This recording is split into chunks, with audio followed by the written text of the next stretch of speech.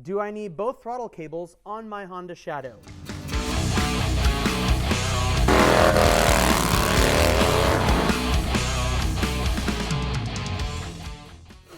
Nope, you don't. You need one. You need a pull cable. So when you roll back on the throttle, it's the cable that goes like that.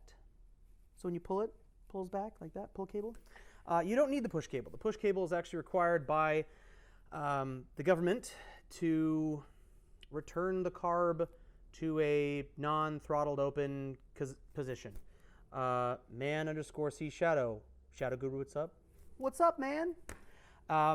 You only need that pull cable to effectively control your carburetor, control your throttle. If you have the push cable, more often than not, what happens is people do not lubricate that cable. They have sluggish or compromised throttle response. And it's not because your bike sucks, it's because 2 times the friction.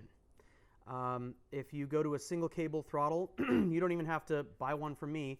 You can just take the push cable out of your current cable setup and you will immediately notice a marked difference in throttle position return.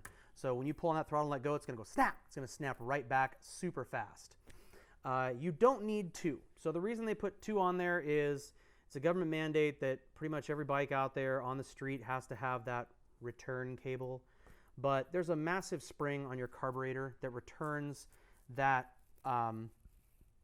returns the throttle back to closed. So you don't need the push cable. It's not necessary. You can throw it away. You can put it on eBay. You could do whatever you want with it. If you're into BDSM, it might be a great flogging tool. Who knows?